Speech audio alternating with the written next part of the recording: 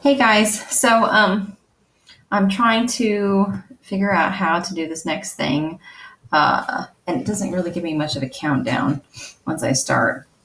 But let me see if I can not minimize, but make it. Wait a second. Wait a second.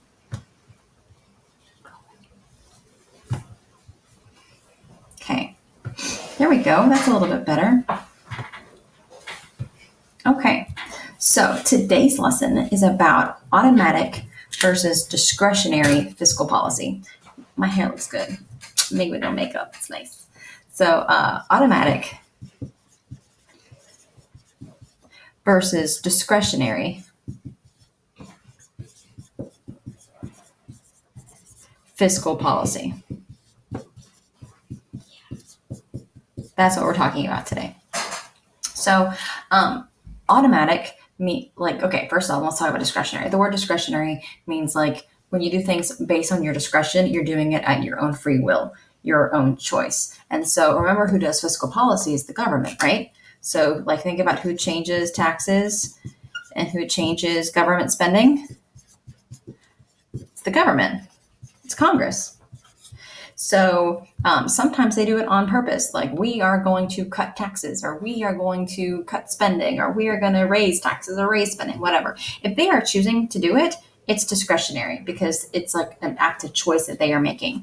Every question that I have given you so far about like taxes go up or government raises spending or taxes or whatever, that has been discretionary fiscal policy because it's them doing it on purpose. And remember, you can have it where it expands the economy. You can have expansionary fiscal policy where that raises aggregate demand. So that could be like lowering taxes or raising spending. Or you can have contractionary fiscal policy, and that lowers aggregate demand.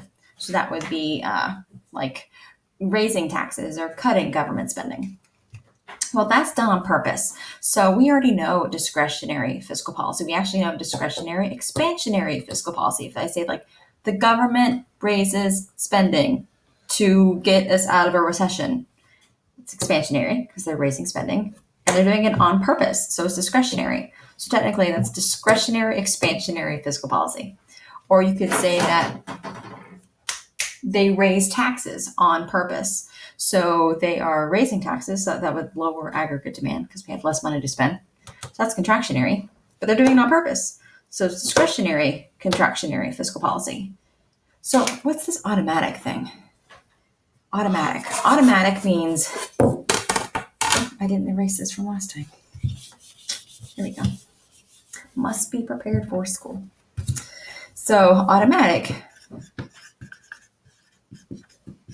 is without government involvement. Fiscal policy is happening on its own. The government is not changing its spending, it's just happening. The government's not changing people's taxes, it's just happening on its own. So automatic is without government, like purposely doing it, without government involvement. So let's talk about specifically expansionary. Expansionary fiscal policy, which remember is either lowering taxes or raising government spending in a recession. Can you think of an example where taxes fall without the government making them fall? Or can you think of an example of when government spending would just on its own increase in a recession? So I actually want you to pause and I want you to think about it. I want you to brainstorm, because usually, like if we were in class, I wouldn't be giving you these answers. We'd be in groups, we'd be talking about it, and there's always a group or two that comes up with the answer that's like, oh, that makes sense. So I'm going to give you a second. You can pause if you want. Why would government spending naturally go up in a recession? Or you could say, why would taxes naturally fall in a recession? So pause. Okay, maybe you paused, maybe you didn't, but we're back. So, Matthew, I asked you to go away, please. Okay, so can you think of something that the government pays for that they would pay more of in a recession naturally on their own?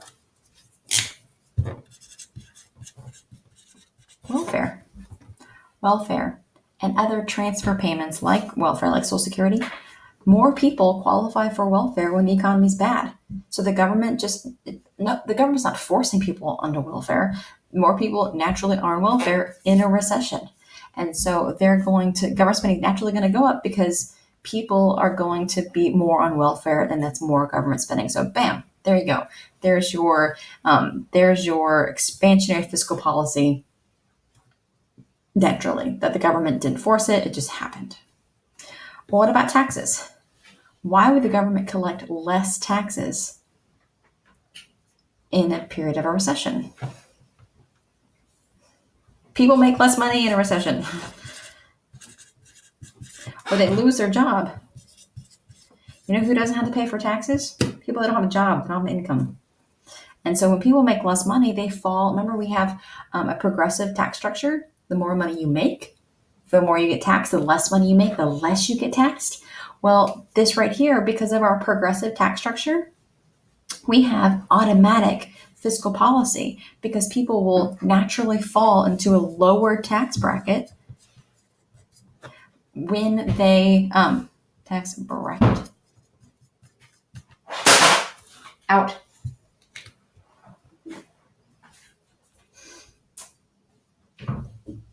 Thank you. Okay, I have an audience and I even have a dog right there. There he is. He's just hanging out. Hey, Charlie. Charles, you did? Charlie. Squirrel. Stupid dog. Okay. No squirrel. So people will fall naturally into a lower tax bracket because they make less money. So, you lowered your own taxes by losing your job.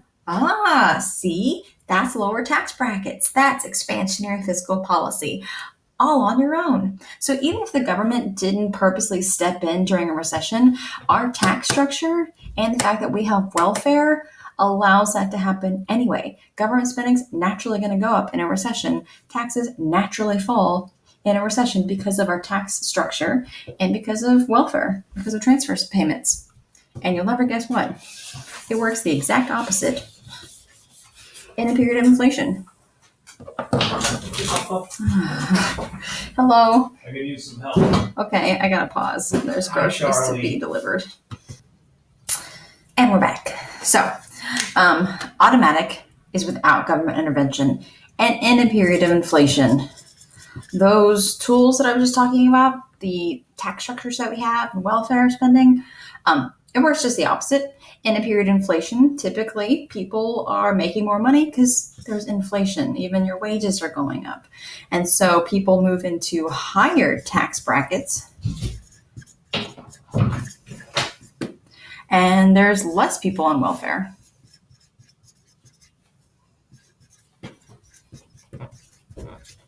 So both those things would slow down the economy. Both those things would be contractionary fiscal policy automatically because the government's not forcing you to move up tax brackets. They're not forcing people to get off of welfare. It's just happening because the economy is in a period of inflation. And so both of these are contractionary automatic fiscal policy. So like I was saying earlier, you can have automatic or discretionary. It's done on purpose. It's done without anyone forcing it. It just happens automatically. And it can be either expansionary or contractionary fiscal policy. So you can have automatic expansionary, automatic contractionary, discretionary expansionary, or discretionary contractionary fiscal policy. Hopefully that's not too difficult. I'm going to be posting like a little PDF of a worksheet with this video, and then during office hours, which is Friday of this week, I'm going to be going over those worksheets. So anything that I assign that I don't answer in a video, we're going to be going over in office hours, which is going to be a live YouTube video. I'll be sending out a link when it happens, and you can always watch it after it happens. But as it's happening, you can type in questions, or you can actually leave a comment on this assignment, and I'll answer that question on that, office hours YouTube video that I'll be doing later this week. So have a good day.